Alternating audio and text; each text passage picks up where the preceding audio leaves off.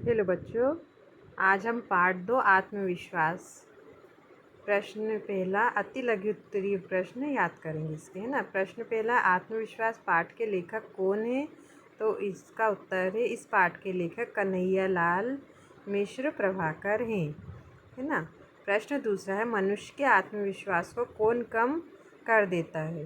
तो उत्तर है, मनुष्य का भय, शंका और धैर्य की कमी उसके आत्मविश्वास को कम कर देती है। अगर आप में आत्मविश्वास है तो आप उसको किसी कार्य को बहुत अच्छे से कर पाओगे। अगर आपके मन में भय है कि ये ठीक होगा कि नहीं होगा, मैं विजय प्राप्त करूँगा कि नहीं करूँगा, तो आप डर जाएंगे और अपने लक्ष्य की ओर प्राप्त नहीं कर पाएंगे अपने लक्ष्य को, ठीक है।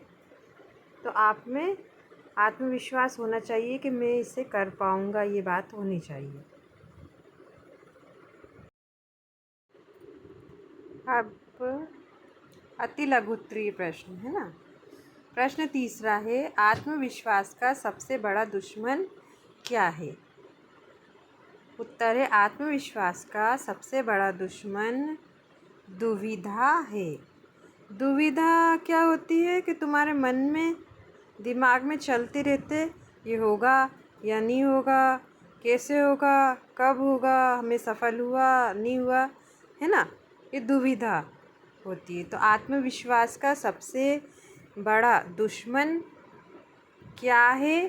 तो देखो, उत्तर देखो, प्रश्न में आत्मविश्वास लिखा है, का लिखा है, सबसे लिखा है, बड़ा है, दुश्मन भी लिखा। क्या की जगह अपन को क्या सीखना है, लिखना है? दुविधा। तो आत्मविश्वास का सबसे बड़ा दुश्मन दुविधा है। प्रश्न चौथा, सुभाष चंद्र बोस ने किस परीक्षा में अपना आत्मविश्वास दिखाया? इसका उत्तर है, सुभाष चंद्र बोस ने ICS के, है ना, इंटरव्यू में अपना अद्भुत आत्मविश्वास दिखाया।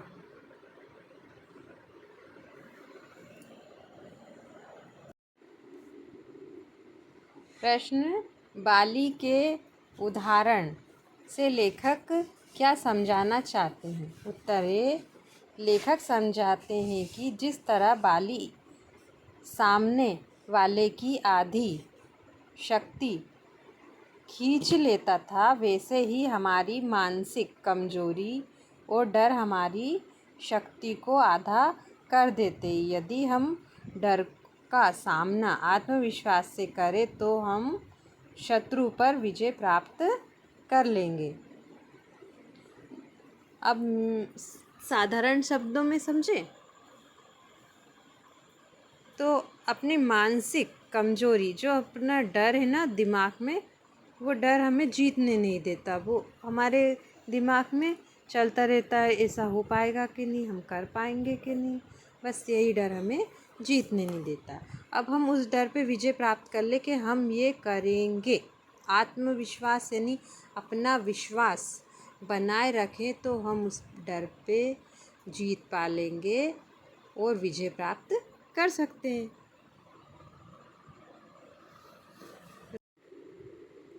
प्रश्न दूसरा है, एकाग्रता का आत्मविश्वास से क्या संबंध है?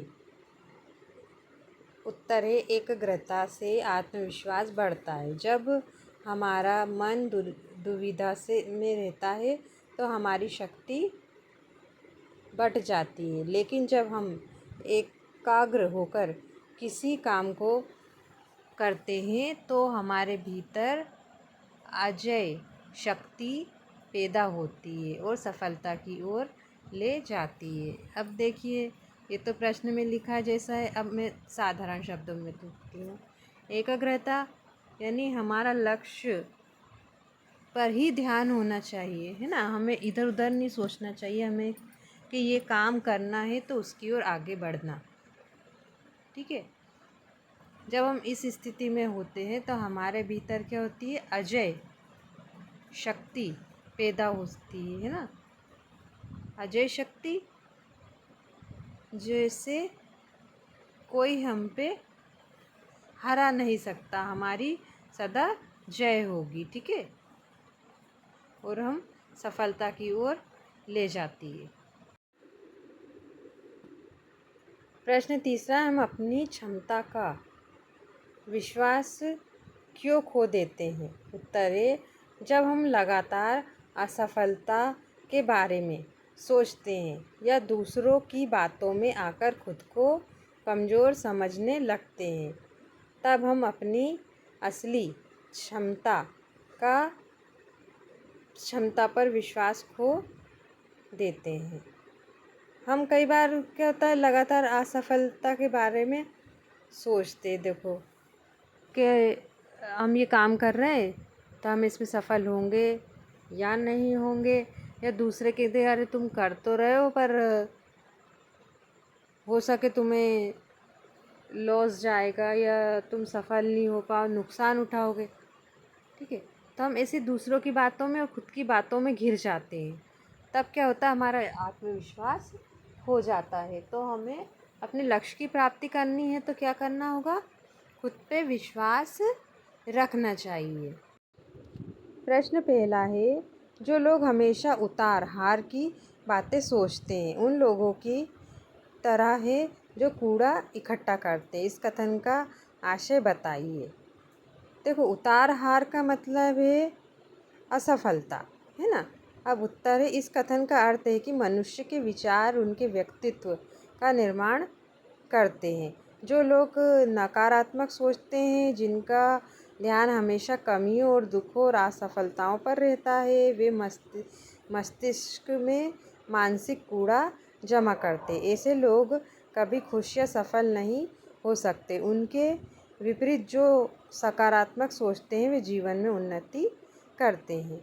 देखो बेटा, ये तो है, अब साधारण शब्दों में ऐसा है कि जो व्यक्ति जीवन में, है ना, नकारात्मक, मतलब उनके दिमाग में होता है ये तो हो केस, ये कभी ऐसा हो गया, ये तो हो ही नहीं सकता, ऐसी सोच रखते हैं, है ना। और हमेशा उनका ध्यान क्या रहता है, कमियों और दुखों की ओर होता है। उन्हें क्या प्राप्त होती है, असफलता। मस्तिष्क में क्या नकारात्मक सोच रखते हैं, है ना, दुविधा पालते हैं ये लोग। ऐसे लोग क्या होते हैं, कभी सफल नहीं होते। इसके विपरीत जो लोग अपने अंदर सकारात्मक होते हैं, अपन सोचते ना कि ये करके तो देखे हमें सफलता मिल जाएगी, तो उन लोगों को सफलता मिल जाती है। ऐसे व्यक्ति सदा ही क्या करते हैं, उन्नति करते हैं। प्रश्न दूसरा है, आत्मविश्वास के बल पर व्यक्ति कैसे सफल हो सकता है, उदाहरण सहित समझाइए। उत्तर है, आत्मविश्वास के बल पर व्यक्ति नामुमकिन काम को भी मुमकिन बना सकता है। पाठ में नेताजी सुभाष चंद्र बोस इसका उदाहरण दिया गया है। जब अंग्रेज परीक्षक ने उनसे घूमते हुए पंखे की पंखुड़ियाँ गिनने को कहा तो उन्होंने निडर होकर पंखा बंद कर दिया और सही जवाब दिया। यह उनके अटूट आत्मविश्वास का ही परिणाम था। इसी तरह कृष्ण ने पांडवों को आत्मविश्वास दिलाया कि महाभारत का युद्ध जितवाया, है ना, दिलाकर महाभारत का युद्ध जितवाया। देखिए, अब साधारण शब्दों में सुभाष चंद्र बोस थे, उन्होंने अंग्रेज परीक्षक ने उनसे एक जवाब मांगा। अब वो डर जाते और पंखे को बंद नहीं करते तो उनकी पंखुड़ियों को कभी न गिन पाते और वो उस जवाब में सफलता प्राप्त नहीं कर पाते और वो फेल हो जाते। तो उनका आत्मविश्वास ही तो था, वो बिना किसी बात के डरे उन्होंने पंखे को बंद किया और पंखुड़ियाँ गिन दी और वो परीक्षा में सफल हो गए, यानी उस उत्तर को जवाब देने में सफल हो गए। इसी तरह कृष्ण जी ने पांडवों को आत्मविश्वास दिलवाया कि तुम महाभारत के युद्ध में सफल होगे। तो दिलवाया तो श्री कृष्ण जी ने था, पर पांडवों ने भी तो अपने विश्वास को अडिग रखा और मन में ये बात रखी कि हमें जीतना है, तो उस जीतने के लिए आगे अग्रसर होते रहे ना। तो यही बात हम में होनी चाहिए, हमें भय नहीं होना चाहिए। भय नहीं होगा तो हम जीत पाएंगे, सफलता प्राप्त कर पाएंगे। प्रश्न तीसरा है, सफलता की राह में दुविधा को बाधा क्यों माना गया है? उत्तर है, दुविधा एक ऐसी मानसिक स्थिति है जहाँ व्यक्ति यह तय नहीं कर पाता कि उसे क्या करना चाहिए। दुविधा के कारण वह व्यक्ति की मानसिक शक्ति खंडित हो जाती है तथा आधा इधर और आधा उधर रहता है, जिससे उसकी एकाग्रता नष्ट हो जाती। बिना एकाग्रता और दृढ़ निश्चय के कोई भी बड़ा लक्ष्य प्राप्त नहीं किया जा सकता। इसलिए दुविधा को सफलता की राह में सबसे बड़ी बाधा माना गया है।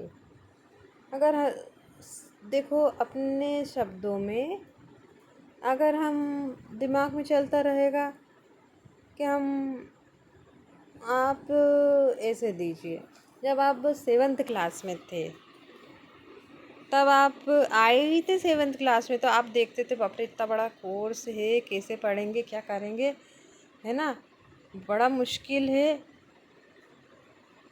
अब यही बात मान लेते बड़ा मुश्किल है तो आप 8th क्लास में नहीं आ पाते। फिर भी आपने क्या करा, अपने पे आत्मविश्वास रखा, अच्छे से तैयारी की और सफलता प्राप्त की, और आज आप 8th क्लास में हैं।